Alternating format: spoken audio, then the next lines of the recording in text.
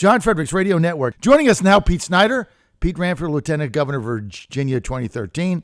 Also ran couple of campaigns, and I think he's going to be the favorite to run for governor in 2021 if he decides to do that on the Republican side. Pete, great to have you with us.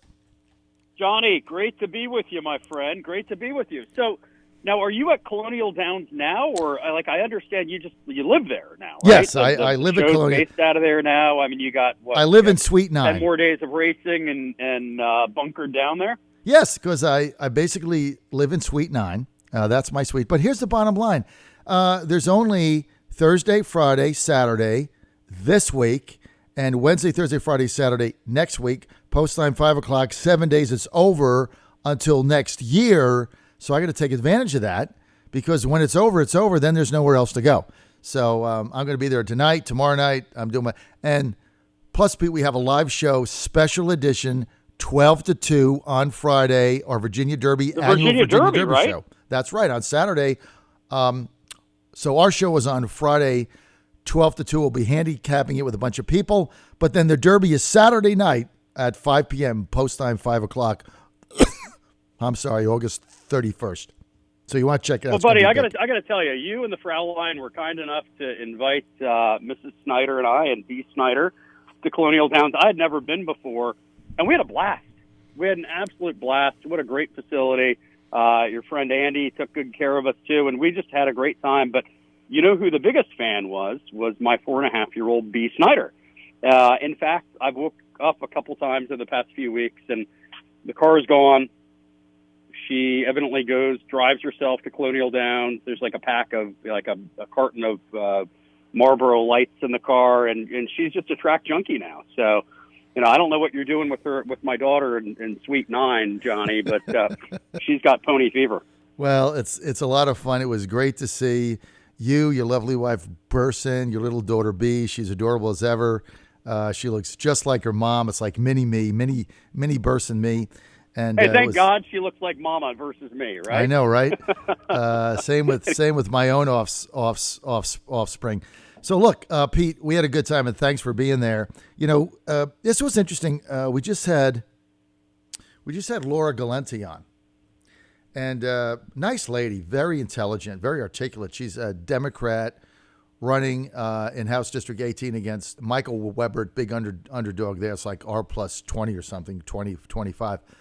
But it's interesting, the Democrats that are not running in Northern Virginia, I asked her a simple question: are you going to vote yes or no on right to work? It took me 15 minutes. I still really couldn't get an answer.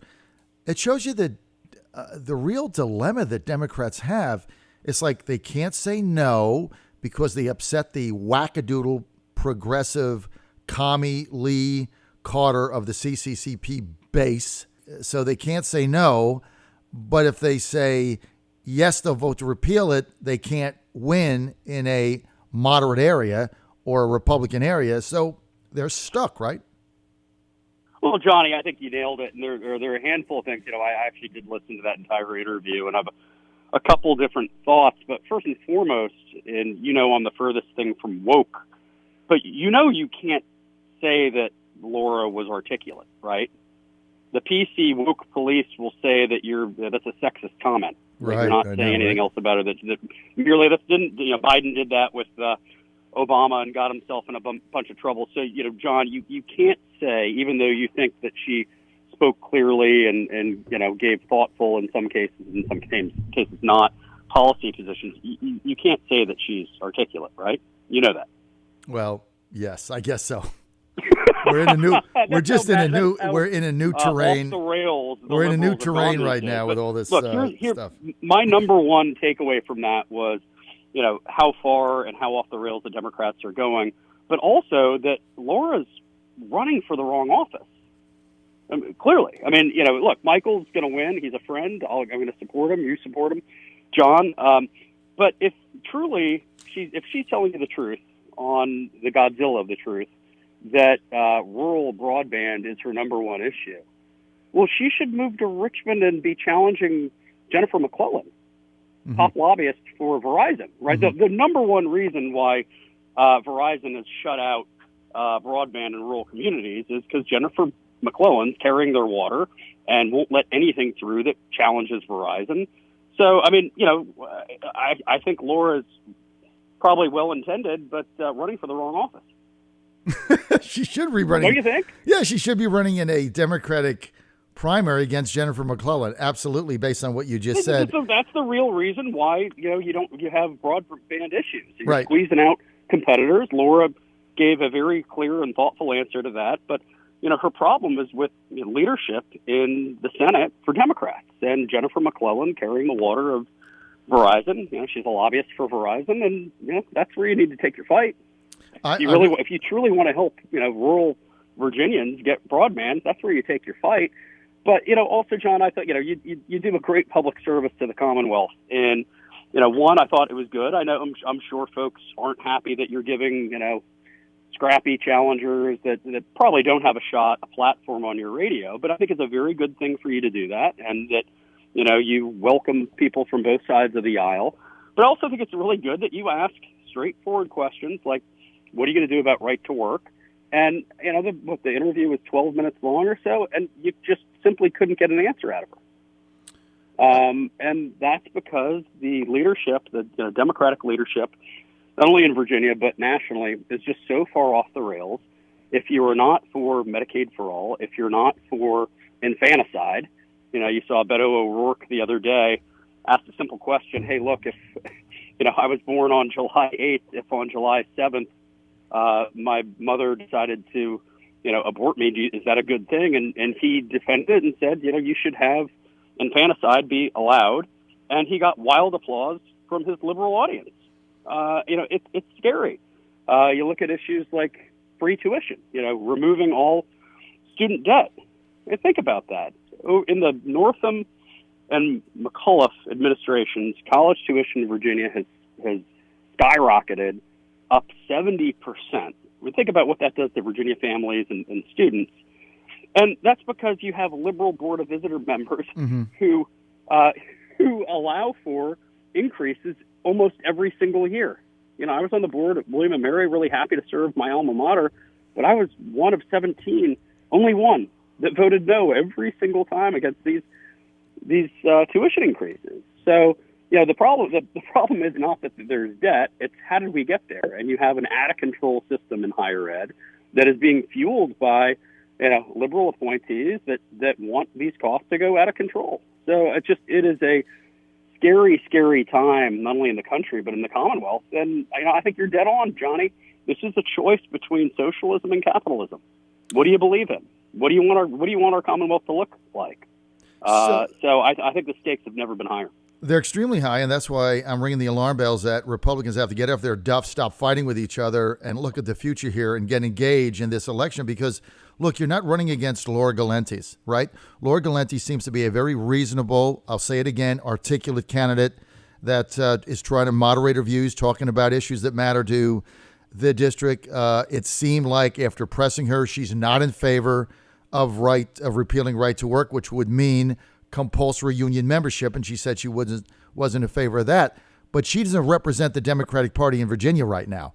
Who represents the Democratic Party in Virginia is whack jobs, left-wing liberal communists like Lee Carter in Manassas, hashtag Commie Lee of the CCCP. He's going to be a committee chairman. Mark Levine in Northern Virginia, House of Delegates member, who is going to put forth gun confiscation bills that the next day they pass would make me and you a felon for what we own. That's number two. Oh, you've got spreading the conversation, John. You've got Debbie Rodman running for state senator against Siobhan Donovan down there, who was for infanticide. She stood up there with Kathy Tran co-sponsoring the bill. This is what you're going to get. And so if Republicans don't understand, look, Laura Galante doesn't represent the Democratic Party of Virginia. Who represents it is Mark Levine, the communist Lee Carter, the socialist Van Schuyler Berg, who said on social media, I'm a socialist. These are the people, Debbie Rodman, Kathy Trent, these are the people that are going to be driving the policy in the Democratic caucus. And so Republicans have to step up, get up off their desk, stop the whining, and go out there and get something done. They got 70 days, Pete, or they're going to lose.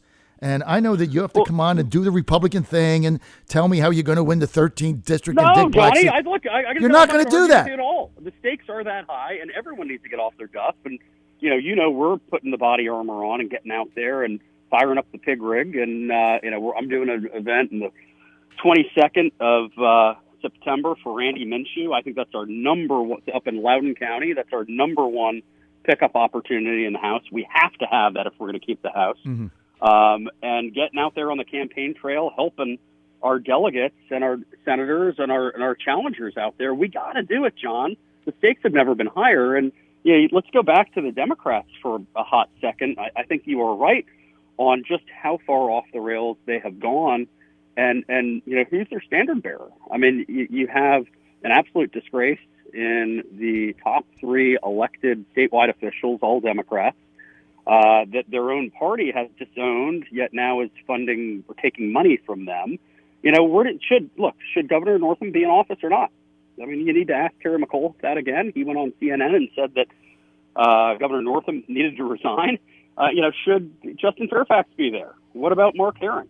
Those are all important. There's a huge leadership crisis in Virginia right now. Well, that is past, Pete. We both know Terry McAuliffe was desperate to be president of the United States. Well, he should have ran. Desperate. Here's the thing. He realized that he was out of step with where the Democratic Party is nationally. Right. So he's trying to find an exit ramp right. to maybe get back into the game to try to run for governor again. Right.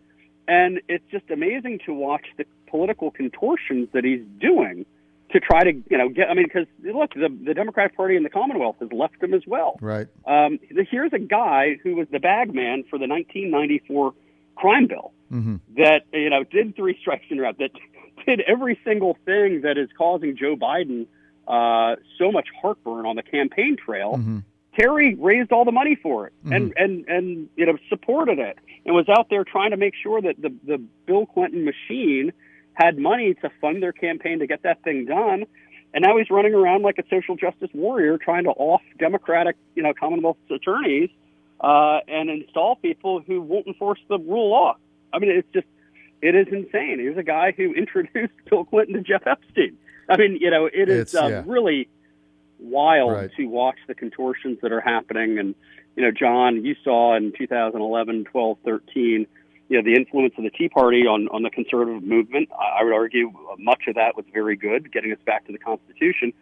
But what the mainstream media and the liberals did to try to say how radical the Republican Party had become because right. actually people want to, stop spending. Mm-hmm. Where's that coverage on the left? Nowhere.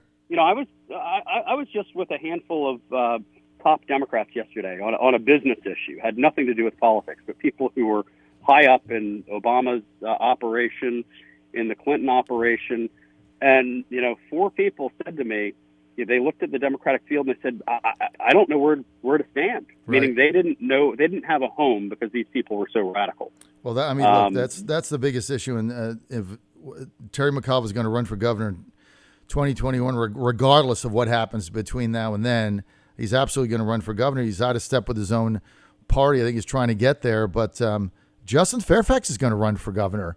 And Justin Fairfax, I mean, he's going to get votes. I wouldn't count him out because he's not had due process. John Fredericks Radio Network.